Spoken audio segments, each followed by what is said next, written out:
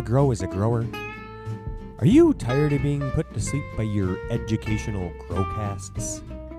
Are you tired of hearing about products you don't fucking want and can't afford? Hi, I'm Johnny Apple, and joining me is everyone's favorite amphibian, the Reverend Pirate Frog. Join us as we sift through the bullshit on the internet and try to get better as growers. This is your average grow.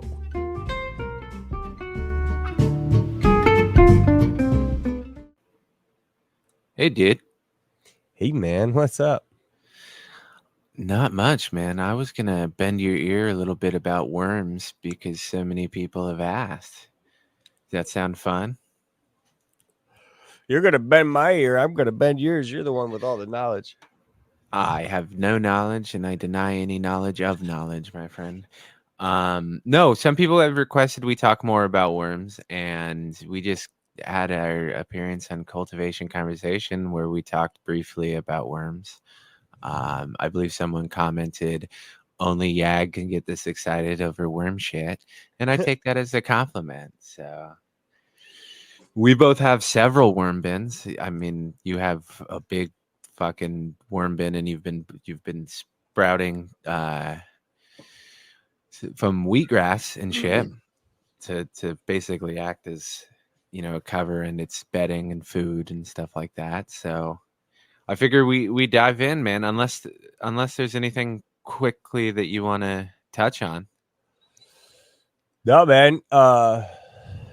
Dude, I think with the fucking shit I've experienced with my bag over the past couple of fucking years, however long. I mean, we've had these a while now, right? Yeah. So, I think there's definitely we can talk about our experiences, good, bad, and indifferent. For sure. I think we can talk odd. about different failures we've seen. You know, I've experienced quite a few failures and quite a different things that I've tried. But I think the most important thing to start with is anyone listening who's intrigued with starting a worm bin, do it. It's really, really simple. There are a ton of ways that we're about to lay out that you can do it. Nothing should hold you back. And any worry about silly things like bugs or something, like, for instance, my partner despises bugs, right? This was an issue when I first set up my bins. She doesn't even remember that they're here. So really that's not too much of a, you know, worry. I do always want to say, don't try not to lie to your partner. Yag doesn't encourage getting caught technically, but dude, I will tell you. So Jess, when she first moved in, she was kind of weirded out about the worms, the idea of them, and now she loves going and feeding them.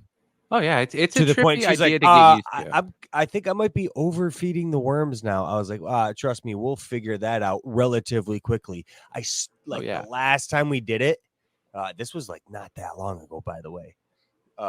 We started to see a minute population of fruit flies start to form. And I want to say I put a little BTI on top, maybe just a quick spray of something on top, and just kept feeding. And man, they ate the whatever was on top that was creating that so freaking quickly. It was like, oh yeah. So the next thing I did was the wheatgrass mat. I was like, all right, so now they're super fed. Let's get them freaking breeding. Perfect. Now, before we get into that, let's start at the beginning, right? So there's several ways that you can go forward. The easiest is what I'd like to call the howling buds method, which is to purchase something. You can get you have an urban worm farm bin, right? That's exactly probably one of the better. You know, they have details on Build a Soil. You can watch all types of videos on it. A lot of people have them, and they work very well. The second option is a stackable one, like the one that you got me 2 years ago. I believe it was Happy Frog or not Happy Frog. It was something. It's some sort of frog, exactly. Yeah, it was perfect. Yep. It's green. It has trays. That's another. And it was a different method that from what I was using. So I was hoping that we would be able to talk about it. And that's this episode. After 2 years, we're going to talk about our Yag experience. So get ready to laugh at us. And anyhow, so I forgot to mention with the urban worm bin, that is a pass-through bin. So you load from the top and you pull from the bottom as it gets processed. That's the only thing, right? It's a pass through bin. The tray method, the stacking method, you basically move the worms by feeding the top one, taking the bottom off, like getting all your castings and stuff and moving along. And then the third, these are like, there's probably more, but the three that we'll touch is just a tote, just a single one time load the worms up, and then once it's done, you move it to a new tote, reset it, right? There's obviously pros and cons to each of them. I think the easiest pro for the flow through is you never really have to worry about moving your worm population when you're sifting, because your worms stay where they are.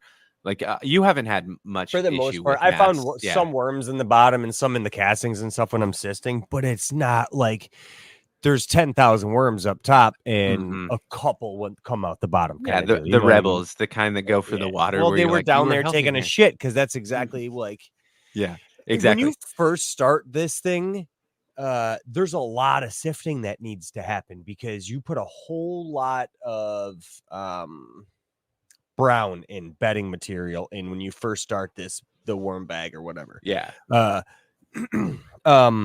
So you got a lot of sifting. So there's worms going down there, shitting, and then bringing it back up, and then going back up and eating up at top. So that's happening a lot.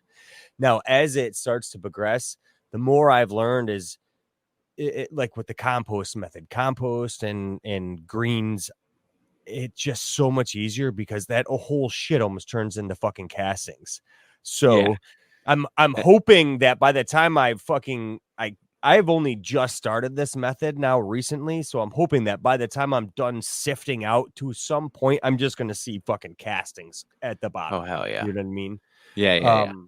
Because I've seen it, like when they get in there into this compost, it's just, you can immediately see it turn into fucking just black gold. It's like, holy shit, man, they eat it right up. All of it, all of it turns into the nastiest shit turns into black beauty. Yeah. Yeah. And so I think that's one as I sift, there's going to be a hell of a lot left, or a hell of a lot less left in the sifter. Yeah. Than what there was before. So. And totally, they build up their environment. They naturally want to be in the first couple inches anyway. So it works off of that kind of methodology. The other thing is, that's one of the pros. Even in my bag, I've used reused soil too for brown methods. So sometimes there's like perlite in my which is a bit to sift, but it is. So there's Rysol. I'm seeing Rysols time after time after time after time after time, because those shit just take forever to fucking break down. But I almost don't mind. It almost is like, whatever, man. They don't mind it. I mean, move around it, and it keeps just going through the cycle. I don't mind just keep adding it back in, and it's realistically too. If you top dress an extra couple of rice holes or perlite or anything, you're really not doing any damage, right? And that's exactly so. Most of the time, I've been grabbing the bottom of my bag and just using that as a soil, or just top dressing with that. So sometimes you've had a lot of seeds and whatever else that doesn't quite break down and the worms don't eat.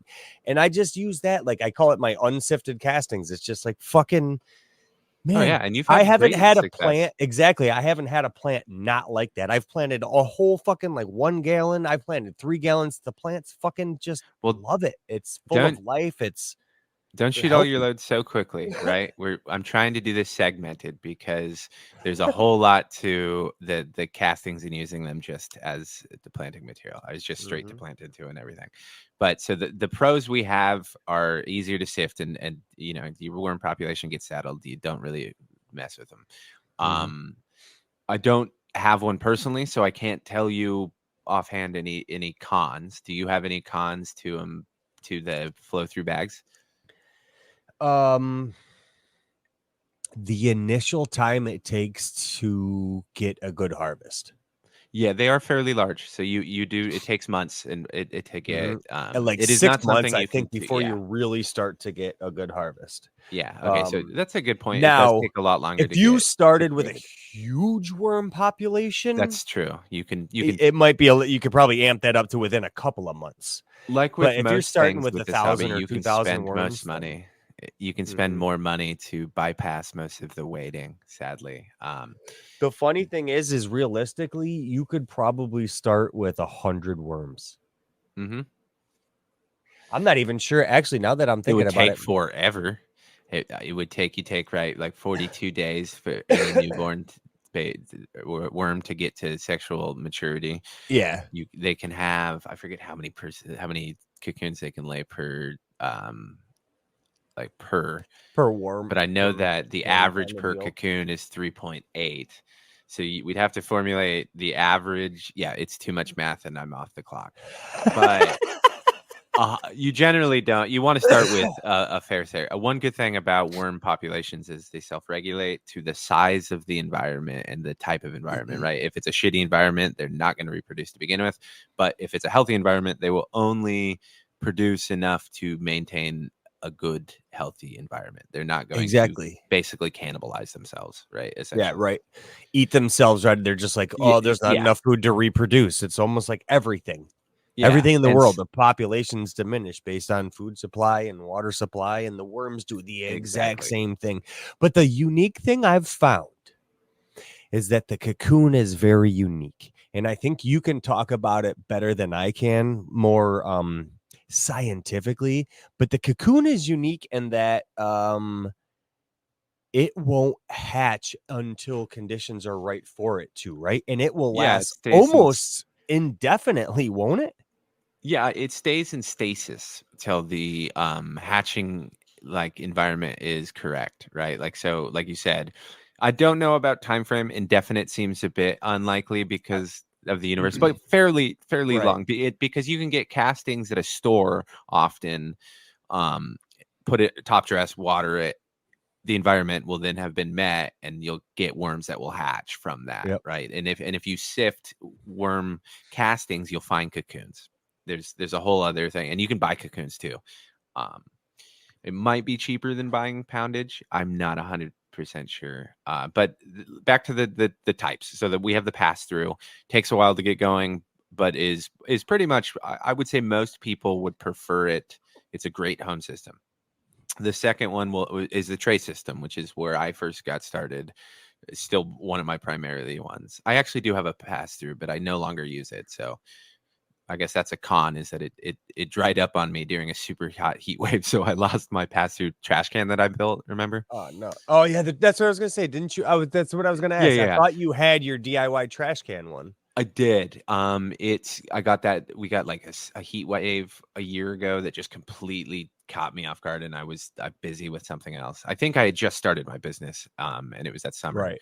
and I just didn't have time to take care of it. I was still in testing, and so most of the worms unfortunately perished. But I'll get that up back anyway. So another con was I failed. So that's a good one. First YAG failure on the worm bins. It wasn't even my first, but it will do that as the first one. So then the tray system, you start one tray as the worms are living in it, eating and digesting. It starts turning into castings, right? All right, all right, all right, all right. You gotta slow down. Pump your brakes there, Padre. Okay. What is one tray? What is starting one tray? Describe starting one tray. Okay, so we haven't gone into starting the trays yet. We're just talking about the difference or starting bedding or Difference. anything like Okay, that. you're gonna We're you're just gonna starting describe. about. I'm not Okay, going to go all into right, all detail yet. right. I'm Okay, just all right. saying. I'm just giving a breakdown of what they are. Right. So Okay, you fair start enough. a tray. The tray gets more and more Oh, castings. You like a start a new breeding tray tray on you're top of talking that. about, just so we're tracking, like a breeding tray. No, not there yet. Just the tray system of the earth, the worm bins that you like, the one that you got me, where it was a tray Okay, setup, okay. All right, stacking trays. all right. So Wow, I was another way way you off. can do that is stack totes on. If you wanted to make your own stack totes on top of each other, right? Just giving them Yep. pass through holes. But you have one that you start, it gets established, turns into mostly castings. You put a new one on top so that the worms migrate up. You take the bottom one out because worms don't want to sit in their own castings. They want to go to Mhm. fresh food and everything. So you pull that out. Pro is it's easier and quicker if it's a small tray, then a big bag. But I will say the con is when you sift, you're going to sift a lot of fucking worms. It's going to happen. Not It'll all be of them migrate. not all of them migrate. I have yet to find a perfect migration, right? So that's quickly. The other one, third one is like a worm bag, is a pot system or a tote system where you put all your bedding, you put a giant tote, you set all your worms in there, and you just let it sit untouched until they've completely basically composted the entire vermicomposted thing. the entire Exactly. tote. So you start like with a really low amount, and you just keep adding Just to build it, and it the up. worms just keep going up and up and up and up and up. Basically, And you they can do stop when that it's with full. like a fabric pot. Get yourself Exactly. a 20 or 30 gallon fabric fucking pot. Everybody's got them. Maybe not quite that big, but they're literally. And then you just start with like peat moss or cocoa in the bottom, or even a bag of fucking compost. Yeah. Or some homemade compost or leaf mold or whatever. You just Yeah. start with some like brown bedding material for them to be bedding in, and then you just start putting table scraps on top, and it builds, and when it's table full, scraps and brown and table scraps, they need to have bedding. So think bedding, food, bedding, food, bedding, food, bedding, food.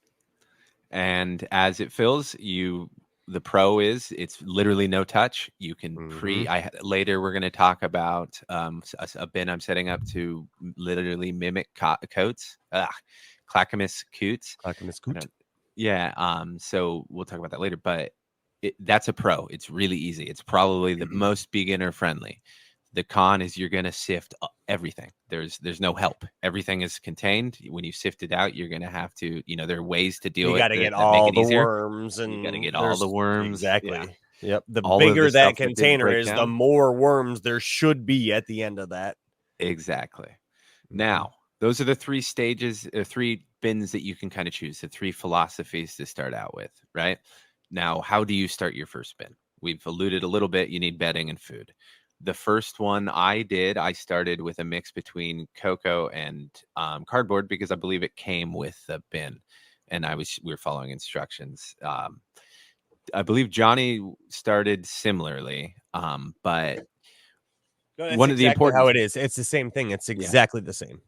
Yeah. So you just I think it was cocoa that came with the bag, or what the bag recommended, or something like that. Yeah. It's brown material, just straight brown bedding. Yeah. Now, it's not the best bedding. There are other things, like I hate to keep saying we'll touch on later, but it is, you can start with cardboard, cocoa, and then most people recommend starting, it depends on the size of the container you're starting, but most people recommend starting with a pound of worms, which is roughly 1,000 worms. You can buy them some places online. What I recommend doing is find them locally if possible. Like we had Johnny's local worm farm on one of our early episodes that we'll have to redo because technical issues were hard to understand. More hard to understand than normal, which is awful. And then I got mine from a worm farm that was local to me. Got a pound of worms. That's most likely all you'll need, and some patience, because they will breed and breed and breed, and you can separate them. And I haven't bought a worm since my first 1,000 worms. Yeah, and yeah, if I was more patient, I could have gotten less. I think maybe I have, because I became impatient after my first fuck up, and we'll get into that too. Yeah. There's plenty. Mine are all almost identically hilarious, but yeah, so you start there, and the things to feed them are pretty straightforward. If you're just starting for beginner and just want to get castings, table scraps, right? Fruits, vegetables, stuff, right? Like coffee grounds, pretty simple stuff. No freaking meats or cheeses, and I think they say to stay away from citrus, but then I've watched other people on YouTube who go fucking citrus heavy for whatever reason, and I'm like, okay, maybe it does work. Don't take my word for it. Consider the source always. I stay away from the citrus because I read the same thing, so I tend to not, just out of practice. Yeah, I'm almost curious now. Maybe I'll start a small bag and maybe feed it just citrus. I can't imagine feeding it just citrus would be good, but no, I mean, but adding I know in the diet. No, I'm agreeing with you though, because I believe he was doing only citrus as like an experiment, but it still, that's like crazy. We wouldn't want to eat just citrus. It just, and I love citrus. But that's besides the point. I feel like I'm lecturing and I hate this. But it's people wanted to know. So you start easily, you build up and you just kind of you watch, right? You add more bedding as need be. As it keeps building, you add food. They very much enjoy it. There's different species of worms. You can most commonly for worm bins, I would say, are red wigglers because they stay in the first couple inches. Really good for composting. But then you have European night crawlers, which are better for deeper composting. Like I know Coots uses a combination because he just puts it in one big pot and lets them all go to work, which I think works. I don't think it works great for continuous flow or for tray systems because it defeats the purpose of trying. It's really hard to do inside of your house. Yes. I think he does his whole, if I'm not mistaken, I think his worm casting piles and everything is done outdoors. I don't think yes. We as can far let as me I touch on it know. real quick so we can get it out of the way, right? Yeah. It's fairly so I've looked into it and stuff like that because I'm gonna copy it a little bit, a much smaller scale. He does huge pots outdoors with horse manure that was aged. And then he adds kelp, barley, alfalfa, and neem, and I think and rock dust and stuff, and pumice and stuff like that. And he lets all that stuff age. Then he adds it to the worms in these big pots, and he just lets them sit for season, right? Like when they're done kind of thing. So all of those alfalfa, neem, and kelp that he puts into his castings.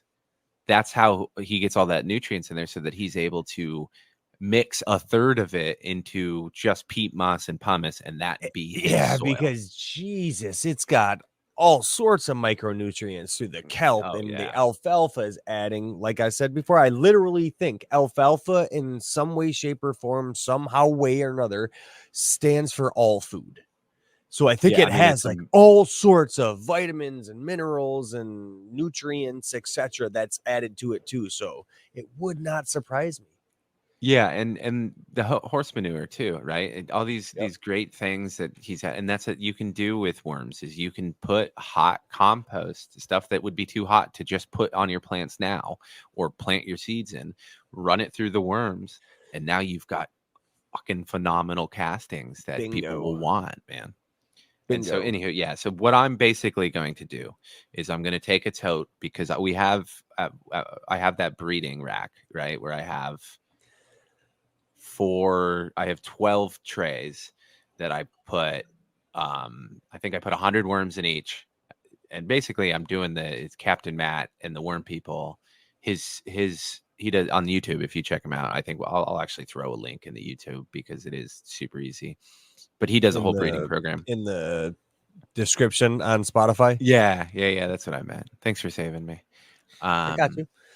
Yeah. Well, anyway, I basically took that system and did worm breeding to get populations up. And then when I had I needed a nursery basically. So I was doing the tote system. And so that one's finishing. I have a 7-gallon tote I need to sift. So when I reset it, I was going to basically do Clackamas, but on a smaller scale. So I'm excited to try that, especially because those castings seem friggin' primo, dude. I think they are. Well, if it's as simple as that and some freaking rice hulls perlite and peat moss, then some pumice. It doesn't even, dude. Could you imagine leaf mold? Actually, wanted to talk about this, right? So one of the I don't remember what episode number. Episode 3, the KIS Organics Cannabis Cultivation and Science podcast, episode 3, had Clackamas Coots on, and he was talking exclusively about his last. He was at the time of that recording. I don't remember the date. He was setting up to use black leaf mold as his bedding to start on, and it was just pure black leaf mold instead of the horse manure. And he was like literally instead of horse manure. Stoked. Yes. Holy shit. Yeah. And he was talking about man. I'm telling you, when I tried my experiment. So if for anybody who is just kind of tuning into us now, or maybe hasn't listened to some older episodes or hasn't heard us talk about it, I had started some leaf molds. It's got to be 18 months ago now. And all I did was my sons, because they were grounded at the time, they had raked piles from the lawn clippings from mowing the leaves. So I noticed there was a ton of leaves on the lawn, but unfortunately there was a bunch of sticks too. So I mowed everything into like rows so that they could easily rake them into piles and put them in these bags so that we could make some leaf molds. I had let that sit for a year, or I checked on it last summer and was like, this is really, there's too many sticks. So I tried to readjust and what have you. This year I opened a bag, and I had put it into the wheelbarrow and taken out some sticks, and it had been so active and so ready that it got so hot. And it immediately was just like running. It was so quick sitting in that wheelbarrow. Like when you pulled it apart, there was steam coming out it, and you can see just this beautiful black. It was gorgeous, dude. Just stunning. I was like, oh yeah, man, this is a vibe. Yeah, that's the only reason that it's like, okay, I kind of don't mind having the trees around as much as they're blocking most of the, but I can't wait for fall now because I learned my lessons.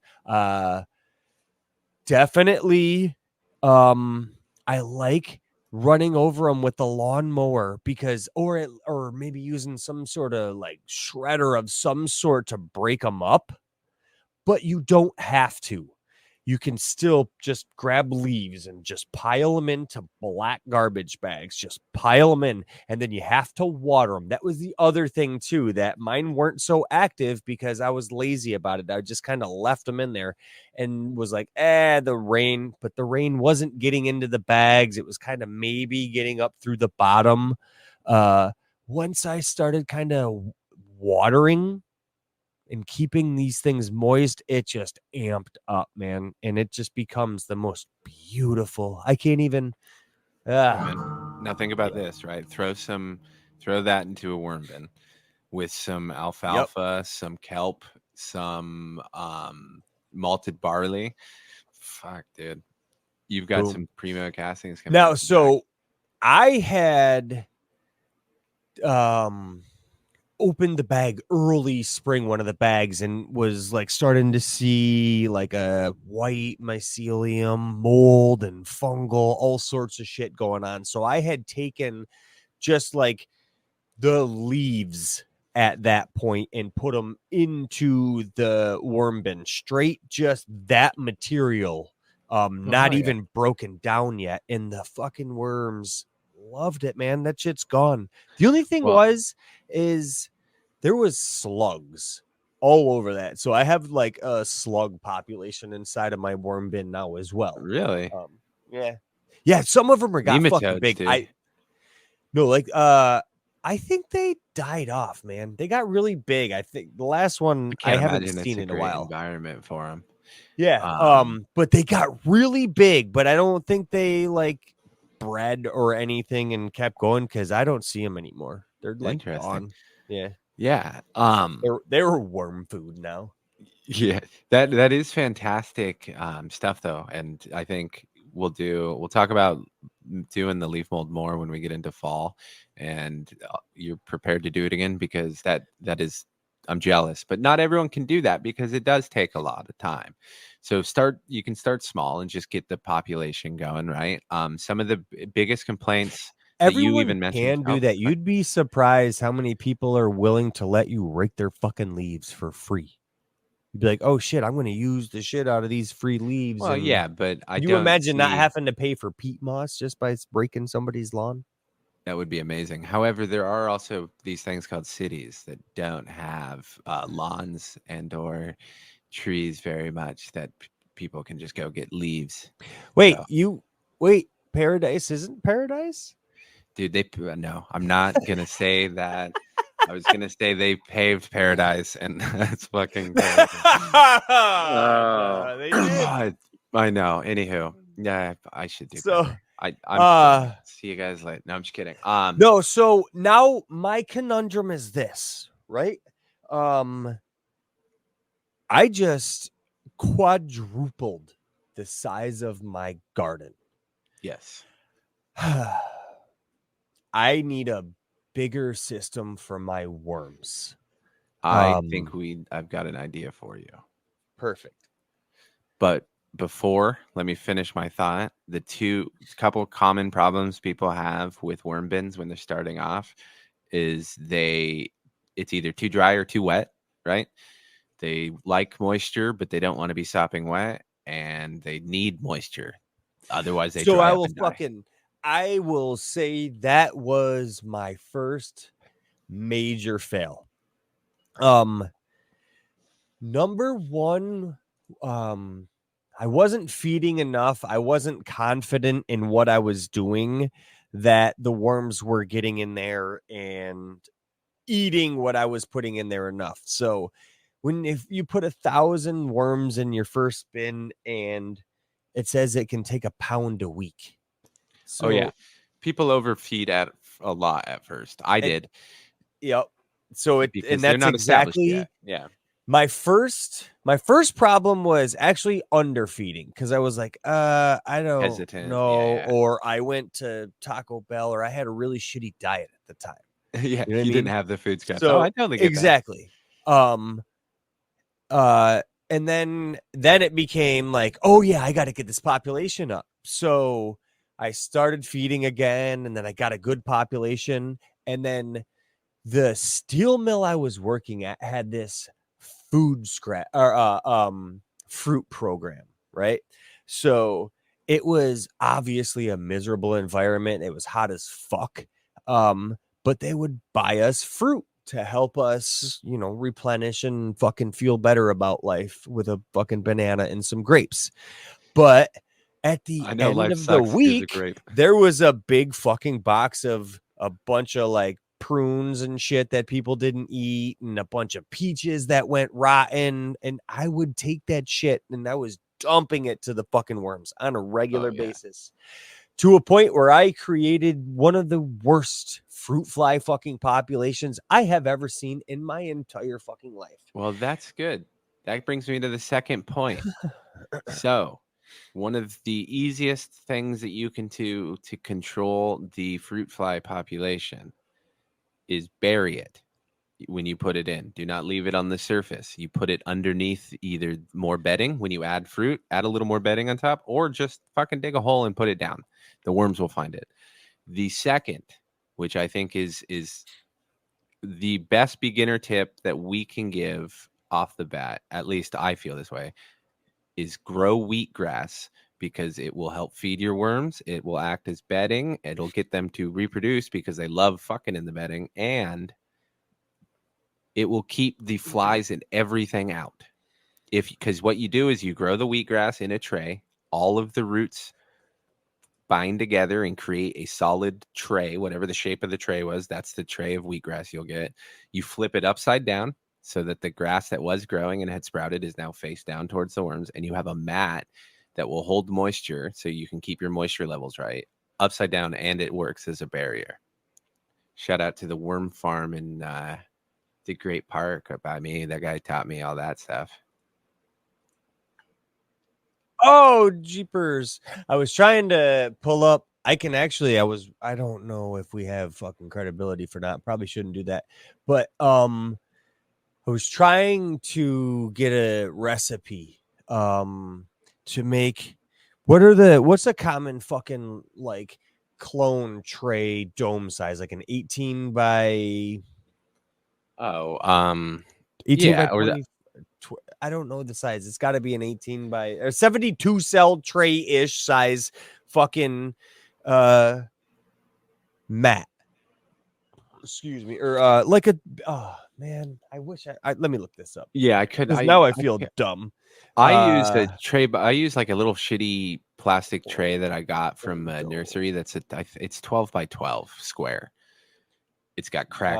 It's No, shit. even at the nurseries around me, they're the same thing. I get them all the time. Like the packets of the fucking, it's like a perfectly symmetrical size. Everybody uses these same. What the fuck is that thing? Golly. Thrilling radio. Clone dome. Yeah, this is the best. It's like 18 by fucking 32 or some shit like that. I don't know. Whatever. We'll It's say your 36. typical fucking 72 cell tray size. That I know for sure. That being said, I was trying to look up the recipe for the amount of wheat berries it takes to like kind of run that tray, and it's literally just water, and you kind of a lot of people they'll drill holes and run a system so that these things become. But what I do, my first run was just shredded cardboard.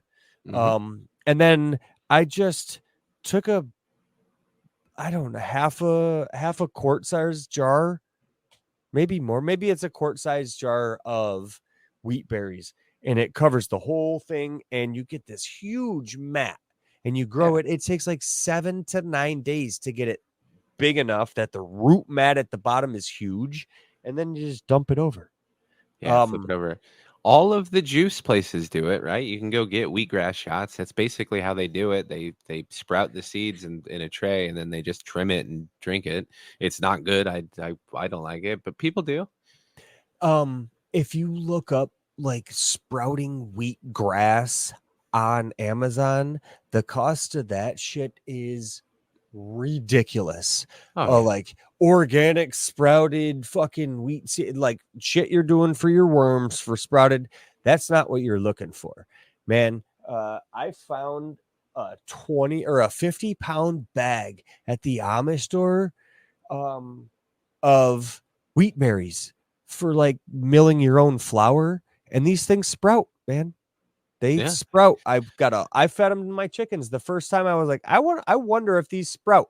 I sprouted a couple of them. I was like, hell yeah, sprouted. Seed tea, boom, that cost $20. And this is a 50-pound bag of wheat berries. Heck yeah, man. So the chickens love to eat these sprouted seeds. If you wanted to make what they call it fodder, so you can just do the wheat berries on the tray with no bedding, and then you shred these things up and you like throw chunks of it to the chicken. It's just freaking roots and wheat, and they freaking love it. You can do it with oats, the same thing.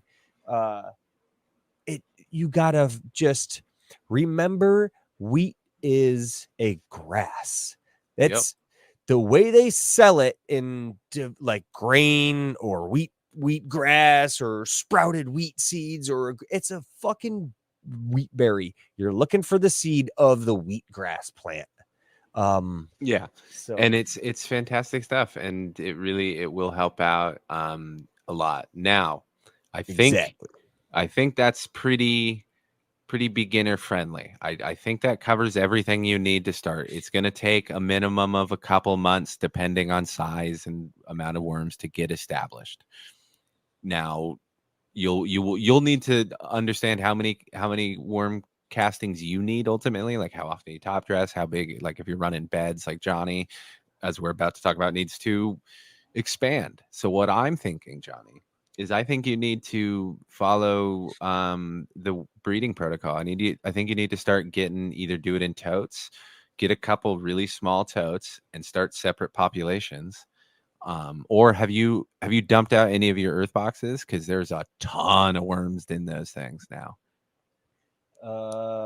No, not yet. I haven't had the need to yet. Okay, so I have.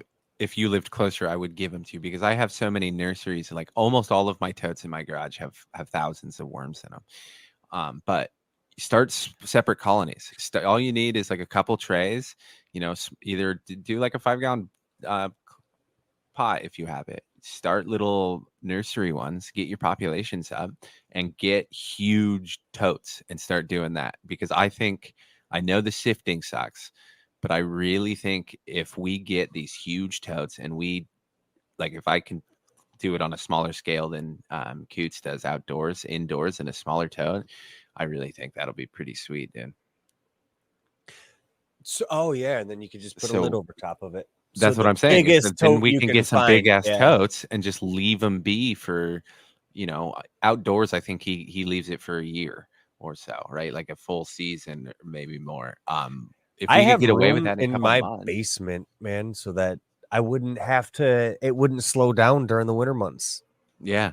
Well, I know at one point we were talking about doing it and having the YAG worm castings, but we both got so busy. Dude, I'm thinking I've got to do something, man, because there's and that the funny thing is we were talking about doing this worm episode because we got a few messages, but I'm having all those issues with these fucking ants and needing in the meantime as I deal with that, like I'm fucking putting them in totes, getting them out of the way, right? Those totes do have a ton of worms in them too, so they're just slowly building their population as I fight the ants, but I need more soil in the immediate, right? And we've talked about me pricing it out in the expensive soil, but the cheapest way is I need more worm castings. So I need a large amount of worm castings right now so that I can to replace my soil. So that's why that's been top of mind for me too, because I'm like, well, I've got this 7 gallons I got to sift. I've got this tray I got to sift. I got to get back this, one of my first mistakes, which like you said, it was low food. Mine was always, it dried out. Like when I first did the breeding program on this stupid tray system that I set up, 2 of the 4 trays, the first 2 weeks completely dried out and died. Like it was fucking murder, dude. Like if there was an ant lawyer, I'd be fucking in the chair.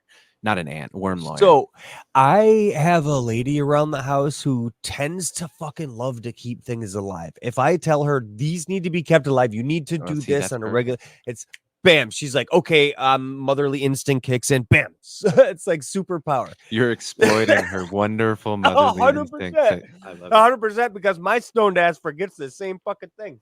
Amen. Oh yeah, dude. No, but see, and that's one. So do a few of those. Maybe for the next 3 or 4 months, if you can get a small tote, set up a few small colonies. Basically, kidnap a few worms and take them on the ride of their lives, right? And then once those get established and grow, you will be able to start bigger bins with those. Oh yeah, nice. How do you get a bigger bin? I was thinking of starting with maybe a big bin. Yeah, well, I'm thinking like even if you were going to do like a 20 gallon or a 40 gallon tote, right? You need the population to begin with in general, right? Because you've only got the one pass through. So you got to steal from that population unless you were considering buying worms. But I'm thinking you don't have to. I am not. Yeah, no. Exactly. So that's what. So this is why I also just did I just did 2 wheatgrass mats. This time what did I do this time? Oh, I just did like peat moss and a perlite that I had drying up somewhere in the basement. Yeah. I was like, this will be good bedding for me to start the seeds in. So I started 2 mats. And I've already fed them to them, and there was still food on the top that was like uneaten. Then they still are already like a day later, they were already up into the wheatgrass just starting. It was like, oh yeah, here we go. It's something about it, man. They just get in there. It's like the perfect. They love the roots. It's everything about it. Yep. And the mycelium a day later was just like gloop, it came up and just started to consume it. It was like, holy shit, man. Yeah, man. And all that and like part of the castings minus all the stuff that we've been talking about that you can supercharge it, right? Like the fundamental best thing about the castings is all of the biological life, all of the shit that, not the shit in this sense, but all of the microbes and stuff like that through the worm's digestion that stays around. That's why sourcing locally is so important. You want the freshest of the fresh. So that's why you should start your own worm bin. Is not just like, you don't need large quantities at first. You will eventually get there and you'll want to be able to close the loop. But even if you're just supplementing right now, adding a little bit to get that microbial life, to start building that microbial life in the soil, it's all beneficial. Dude, it's incredible. I was outside in my garden today and I had seen, I forget which plant it was specifically, but I was like checking on everything. I'm looking around and I'm looking at the top dressing on one of the plants around my garden. And I noticed a huge population of predator mites, the same population that's in my worm bin downstairs. It's like, oh yeah, dude, these things, it's like yeah. the population is not just inside of my house and inside of my, it's everywhere, man. These things are just, if there's an off balance, these things just, I got you. So I'm not sure what it was they were after. I didn't see any problem, but man, seeing those things around, I just loved it. I was like, fuck yeah, man. It was just good to see the benefits that I've seen from my indoor grow, seeing it on the outdoors too. And it's like, oh, cool. Well, and then balance. Oh yeah. So, dude, it's something that, like I said, hopefully we've, in these 45 minutes, we've been able to at least get you to think, okay, I can do this. If these two stumbling jackasses can do it, surely I can too. But in total selfish behavior, I want to know a couple things going on in your garden. So tell me what's going on, man. You're withholding information and I don't like it. Well, first of all, I chopped 3 of the 4 tangies that I had here at my house, the 3 that were in my 4x4 tent. The whole bed is the gone. whole tent is gone. They're all chopped. Now, the sad thing is I saw some very early signs of bud rot. And I knew it, man. This tent I flipped way too fucking late. And I was just fighting humidity the whole time. And I am so busy with trying to expand my outdoor garden and balance my indoor garden that there was just nothing I could do about the humidity in there. It's just the fans were just constantly running and I was just constantly watching, make sure everything was good. And I was trying to balance me not having the best of fucking stash and these tangies running to fruition. So yeah. I wanted to let them finish until my birthday, which was July 10th. So happy belated birthday. Well, bravo, sir. Thank you. Are you admitting that I'm your father? Yes. Okay, good. Yes. Or your mother. Okay. Delivery was hard. I imagine with the size of these ears, just it tore your whole shit. I don't know why I thought you would congratulate me on your birth and that would make me the dad. Like dads notoriously do all the work on the fucking birth. Right, dude, right? No. So now when I opened and cracked the buds, I wasn't like, okay, it's not fucking rot. I was just starting to see that white fucking just forming. Yeah, exactly. Like, oh shit, I'm fucking like maybe just caught this. So what I did was went to the fucking local Dollar General and I bought a clean trash can and I made a Dr. Zymes fucking flush, man. And I took these whole fucking plants in like a 85-degree water with Dr. Zymes, and I did them twice in this thing. So I took the whole plant, bent it in there, and like dunked and soaked and washed. You were I was so like, gentle, dude. No, I was hard as a motherfucker. And then hung these things up and just let them fucking drip dry. And then once they stopped dripping, I just went to the next plant, did the same thing. And let them dry up a little bit and then move the fucking back. I did it twice, man. I was like, fuck this. So how much did you cut out and completely get rid of, would you say? I didn't. None of it. Okay. I have not yet. So I didn't see anything that I was like, fuck, this needs to go. I just did the Dr. Zymes fucking dunk, and I'm going to judge it in a couple of days. Dad came over, he took it, and he let it hung. So I think Monday or Tuesday, I'm going to get over there and fucking look and see what the damage is. Yeah, exactly. Like, all right, Did we lose anything? Are we in jeopardy? What needs to go? What doesn't need to go? There's nothing else hanging, right? Because everything's waiting on this. Everything is waiting Yeah. on this. The only thing left hanging is all that one ran. He didn't catch the Herms, and I wasn't there to watch. And he had a bunch of seeded up fucking herbs. Yeah, that's what he was saying. He wasn't happy regardless. It Yeah, wouldn't and now matter if it that spread. shit's just been fucking exactly no. Yeah. I think you did a very good job watching it, because you're right. Like, you were on top of it. You were inspecting it as much as you could. I mean, realistically, right? But yeah, there's like, something and the to be other said thing when too is things like get you that don't dense. open your tents every fucking day. So I kind of like was watching my moisture meters, checking everything, and watching my fucking fans, and it's like I don't need to open the tent. I don't need to open the tent, especially if I've been outside fucking, you know what I mean? Doing a bunch of work. So Oh yeah.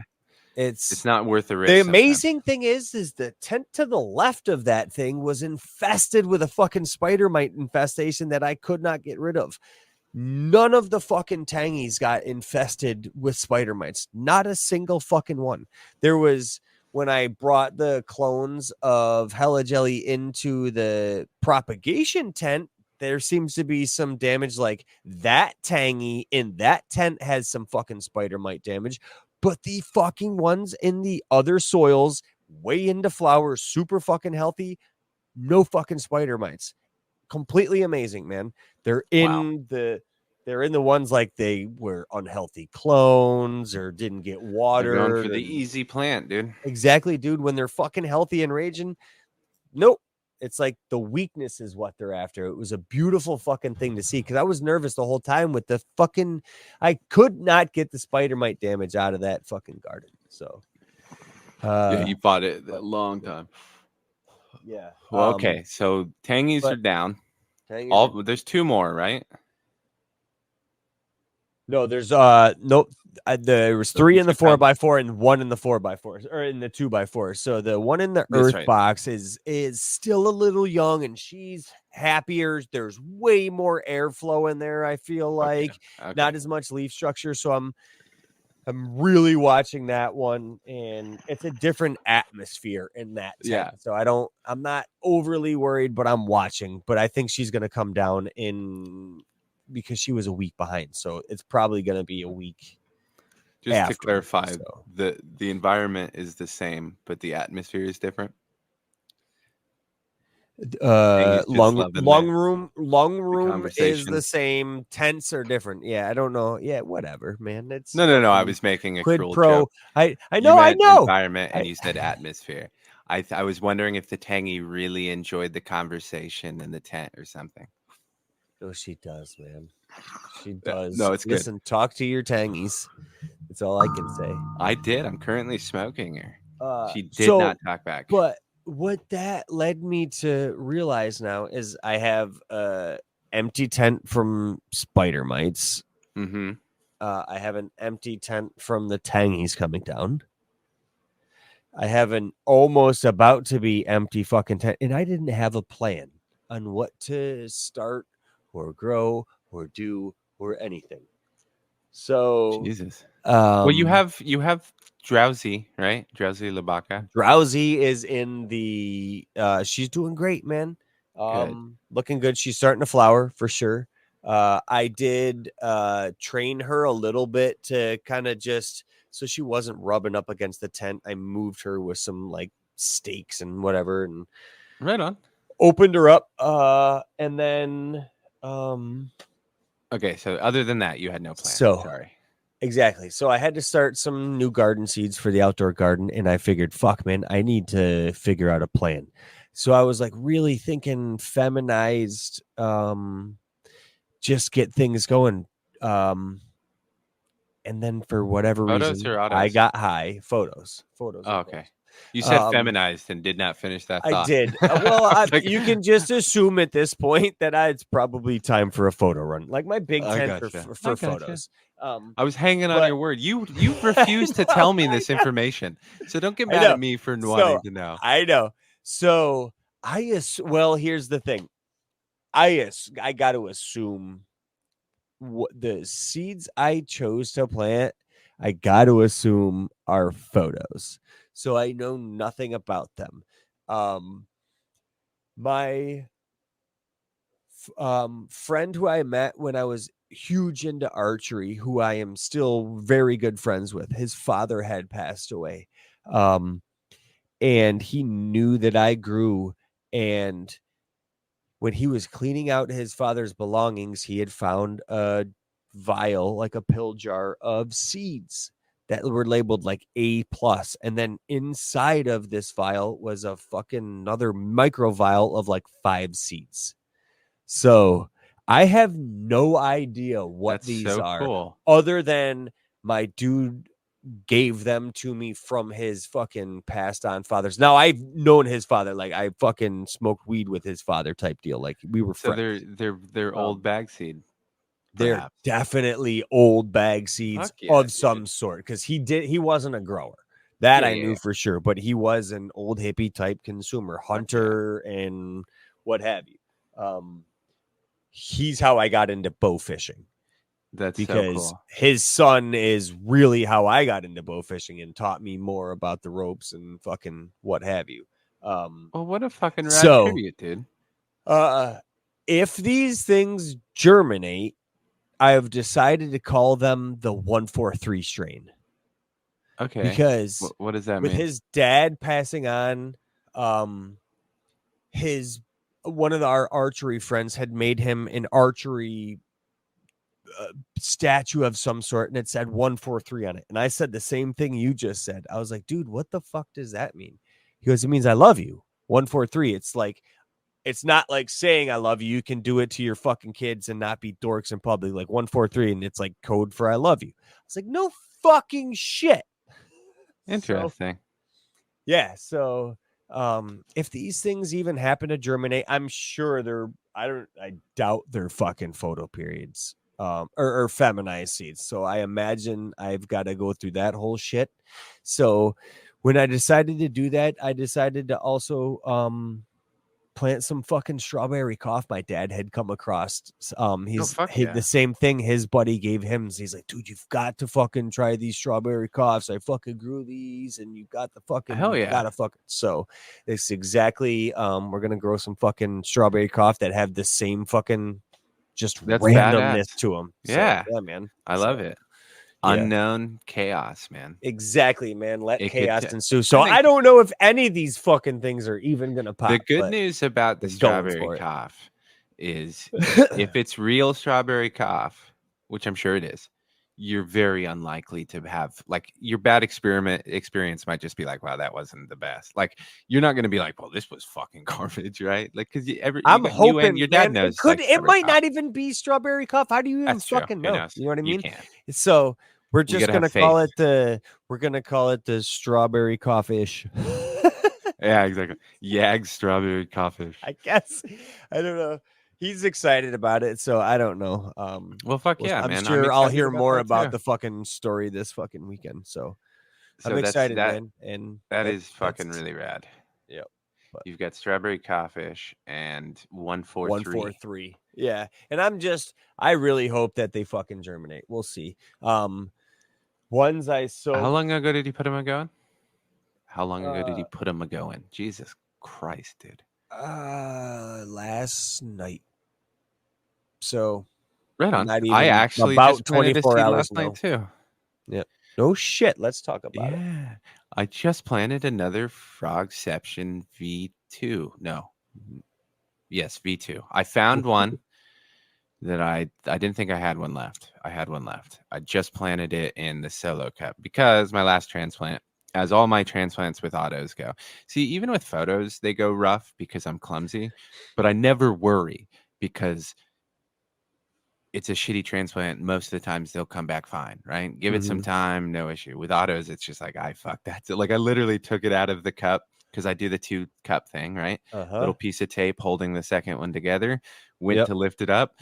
All of the soil fell out of the second cup.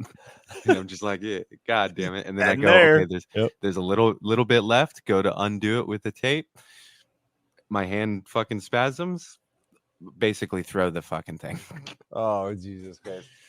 But yeah, kind of like crush it. Anyhow, So I'm hoping to attempt to do a better one. I believe because I've determined I'm insane, right? Because I keep trying the same thing, expecting different results. But for whatever reason, I'm on the same path. So we shall see. But the rest of my plants are doing very well. I'm on day like 43 or 44. So by the time I actually get this fucking seed popped, I'll be a fucking flower with a seedling. Oh shit! can't give I planted another seed too. Oh yeah, what is it? Midnight Marathon from our fucking Oh boy fuck Daz, yeah, man. our boy Dad. So with dad shit going on, man, have we even mentioned that? I don't think so. All right, we'll save that for fucking a circle episode. Remind me to talk about fucking what happened with dad shit. Anyways, I decided to start an earth box outside with an autoflower because I've got a hella jelly outside, and I think maybe a fucking tangy of some sort that might survive. After I chopped the broccoli down, it was growing underneath. It's fucking hilarious.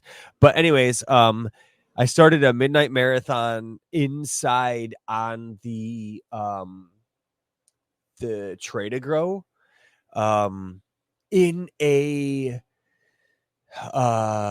cardboard or peat cup, like one of those ones you Oh, just the ones that drop you the can whole bury? fucking thing on. Exactly. So what I was thinking, starting it in on that, it'll soak the fucking bottom of that thing, right, and make that really easy to just leave that right in there. There's no Who transplanting. used that was Zeshin. Zeshin used those to great effect, I think, with his autos. I've thought about doing that. You know, it probably would have saved me a fuck ton of stress this round if I would have tried that. I'm hoping, man. So I gave it 2 days on that fucking tray to grow, and I was like, all right, there's not enough light inside of this fucking tent. I need to get it outside. So after 2 days, I lifted it up off there, and it had a root coming out of the fucking bottom of the hole that was like touching. Yeah, I was like, oh fuck yeah, dude. So right outside into the earth box that went, and I've just been keeping it super moist so that cardboard stays wet on the outside. Got water in the bottom of the earth box. I had a big rainstorm I was luckily home for that was able to watch out, but she's looking good, man. I'm hoping. Fuck yeah, dude. Yeah, That's awesome. What's your time frame? Like, is it going to be a close call towards the end in flower? Yeah, like I'm hoping that I can harvest it by like October 1st. Okay. Yeah.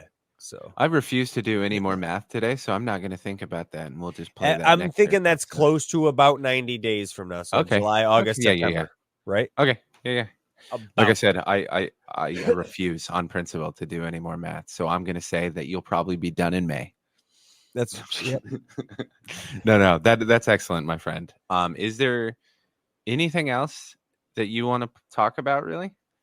Nope. I would just like you to send us home with a sermon. I know you've got so much more work to do. You're antsy. You're sitting there like, release me, you bastard.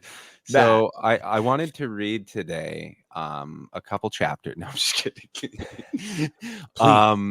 Yeah, no, I just really want to mention something simple that I think we can't stress enough. But in everything with this episode, please consider the sources, right?